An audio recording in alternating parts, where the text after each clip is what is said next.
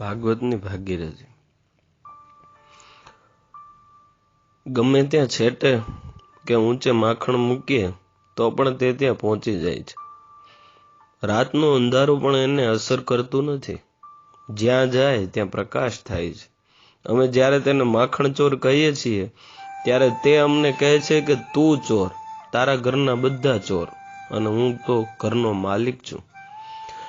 ગોપીઓ ભલે અતિ પ્રેમમાં લાલાને માખણ ચોર કહે, બીજા કોઈથી કહેવાય નહીં, અને જો કહે તો કહેશે કે તારો બંગલો કેવી રીતે બાંધ્યો છે? 2 નંબરના પૈસાથી. મને ખબર છે, હું તો માલિક છું, અને શ્રી કૃષ્ણ તો સર્વના માલિક છે.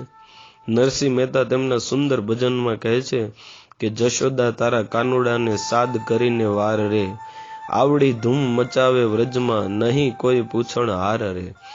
શીકું તોડ્યું, ગોરસ ઢોળ્યું, ઉગાડીને બાર રે, માખણ ખાધું ઢોળી નાખ્યું, જાન કીધું આ વાર રે. યશોદા તારા કાનુડાને સાદ કરીને વાર રે.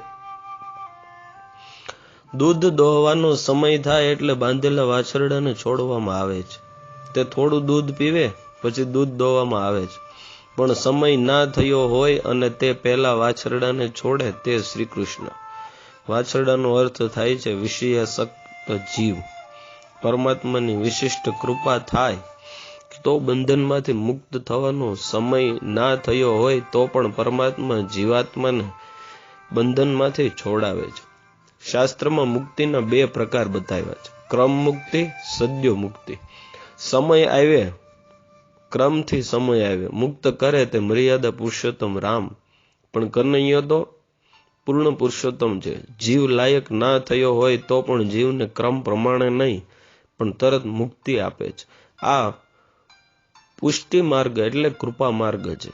ક્રમ મુક્તિ એટલે 84 લાખ યોનિઓમાં ભ્રમણ કર્યા પછી પાપ અને પુણ્ય સરખું થાય તે પછી જીવને મનુષ્યનો અવતાર મળે છે. મનુષ્ય અવતારમાં પણ કર્મ પ્રમાણે જુદા જુદા વર્ણ ધર્મ અને બ્રહ્મચર્ય ધર્મનું પાલન કરી છેવટે બ્રહ્મનિષ્ઠ યોગી તરીકે જન્મ મળે છે. યોગી સદા સાવધાન રહે છે, નવું પ્રારબ્ધ ઊભું કરતા નથી. જે પ્રારબ્ધ લઈને આવ્યો હોય તે જ ભોગવીને પરમાત્મા સાથે મનથી યોગ સિદ્ધ કરે છે. સતત યોગ સાધના કરે, બ્રહ્મ ચિંતન કરે, ધ્યાન ધારણા કરે, તેને પણ 3 જન્મ લેવા પડે છે. ક્રિયામણ સંચિત અને પ્રારબ્ધ કર્મો બળે એટલે જીવ શુદ્ધ થાય છે અને છેવટે પરમાત્માના ચરણમાં લીન થાય છે. આ પ્રમાણે ક્રમે ક્રમે ચડીને જીવ આગળ વધે અને ક્રમથી મુક્તિ મેળવે છે. પણ સદ્યો મુક્તિમાં કોઈ ક્રમ નથી. ઠાકોરજી જે જીવ ઉપર કૃપા કરે તેને વૈકુંઠમાં લઈ જાય છે. રાજા ધારે તે વ્યક્તિને રાજા બનાવી શકે તો ઠાકોરજી અસમયે પણ મુક્તિ આપે તેમાં આશ્ચર્ય શું? ભગવાનની કૃપા શક્તિ સર્વથી શ્રેષ્ઠ છે. શ્રી કૃષ્ણ સદ્યો મુક્તિ આપે છે. પરમાત્મા વિશિષ્ટ કૃપા ક્યારે કરે? તો કહે છે કે આ જીવ ખૂબ સાધન કરે, સેવા સ્મરણ કરે, પરંતુ જરાય અભિમાન ના કરે અને દીન થઈને પ્રભુ પાસે રડી પડે. પરમાત્માને પ્રાર્થના કરે કે નાથ, હવે કૃપા કરો, મારે હવે કોઈના પેટમાં જવું નથી, સંસારમાં રખડવું નથી. પરમાત્માને આવી રીતે રડતા રડતા જે મનાવે તેના પર તે વિશિષ્ટ કૃપા કરે છે. અનેક જન્મોના પાપો પહાડ જેવા છે, તે સાધનથી કેટલા દૂર થઈ શકે? તો પણ જીવ જ્યારે દીન બને છે, કરેલા પાપોને યાદ કરે છે, પરમાત્માના ઉપકારોને યાદ કરે છે, ત્યારે હૃદય પીગળે છે, આંખમાંથી આંસુ નીકળે છે, એકાંતમાં બેસીને ભગવાન માટે રડે છે. પરમાત્મા માટે રડે છે ત્યારે પરમાત્મા પણ પીગળે છે અને વિશિષ્ટ કૃપા કરે છે. શ્રી કૃષ્ણ તો રાજાથી રાજ છે, તેને પૂછનાર કોણ? ભગવાન કહે છે કે કાયદો મારા માટે નથી, હું જે જીવ ઉપર કૃપા કરું છું તેને તરત જ મુક્તિ આપું છું. ક્રમ મુક્તિ એ કાયદો છે, પણ ભગવાન માટે કાયદાનું બંધન નથી, તે તરત મુક્તિ આપે છે. જીવ ખૂબ જ નમ્ર બને અને સાધન કરે તો તે ઈશ્વરને ગમે છે અને ઈશ્વર તેના પર કૃપા કરે છે. નિસાધન બની જે ભક્તિ કરે તે શ્રેષ્ઠ છે. નિસાધન બનવું એટલે સાધન બધા કરવાના પણ માનવાનું કે મારા હાથે કંઈ થતું નથી એમ માનવું તે એવા નિરાભિમાની થવાનું છે. પણ ઘણી વખત એવું થાય, મનુષ્ય સાધન કરે અને સાધનનું અભિમાન વધવા માંડે એટલે તો પડે જ. પડવાનું નહીં, પણ દીન બનીને રડવાનું છે. બીજા કોઈ જીવને હલકા માનશો તો હૃદય શુદ્ધ રહેશે નહીં.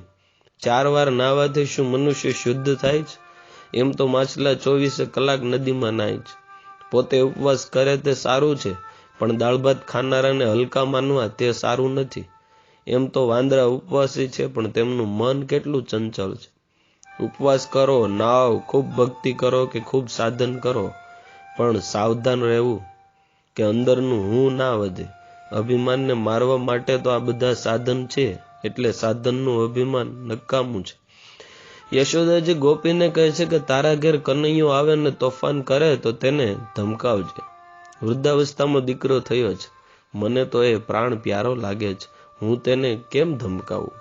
મારા લાલાને તું ધમકાવે તો હું તને ઠપકો આપીશ નહીં. ત્યારે ગોપી બોલી, માં, લાલાને શું ધમકાવીએ? એ તો સમો અમને ધમકાવે છે. તે એવો રીઢો થઈ ગયો છે કે મને વિચાર થાય છે કે એને કોણ સમજાવશે.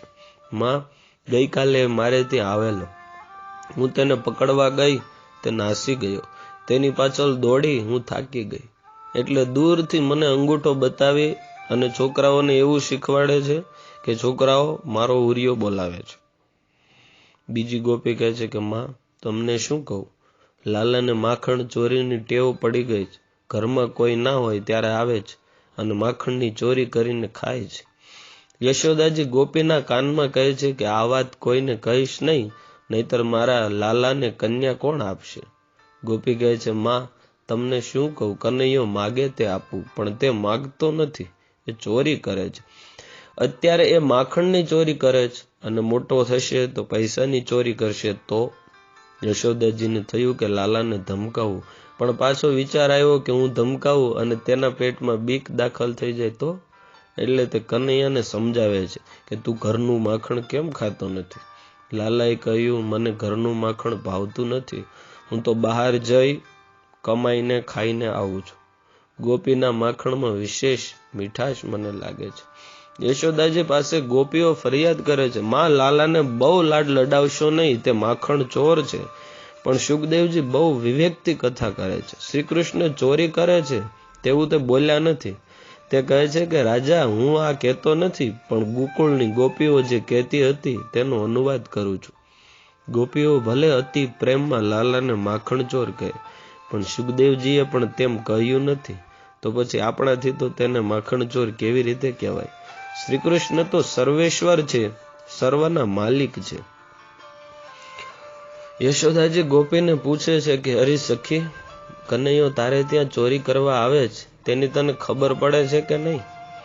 ગોપી કહે છે કે માં, કનૈયો આવવાનો હોય તેની અમને ખબર પડે છે. જે દિવસે ઘેર આવવાનો હોય તેને આગલે દિવસે સ્વપ્નમાં પણ દેખાય છે. માં, ઘરનું બધું કામ પૂરું કર્યા પછી હું પથારીમાં પડું છું અને મને કનૈયો યાદ આવે છે.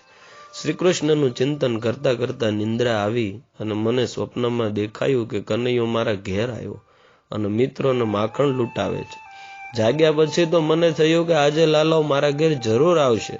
સવારથી હું પાગલ જેવી થઈ. તન શરીર તેનું કામ કરે, પણ શ્રી કૃષ્ણનું સ્મરણ કરે.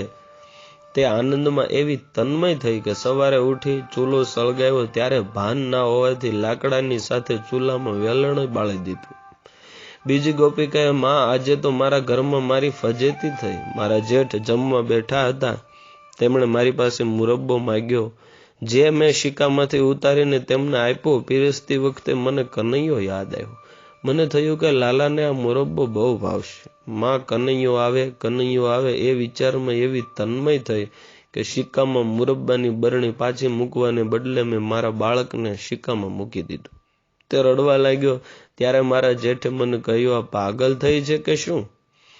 લોકો કહે છે કે આ ગોપીઓ પાગલ થઈ છે, પણ પાગલ થયા વિના પરમાત્મા મળતા નથી. પૈસા માટે લોકો પાગલ બને છે ત્યારે તેમને ભૂખ તરસ લાગતી નથી. કામી મનુષ્યને સ્થળ કાળનું ભાન રહેતું નથી. આગળની કથા આવતીકાલે. સ્વામિનારાયણ વિદ્યા મંદિરથી હરિ સ્વામીના જય સ્વામિનારાયણ.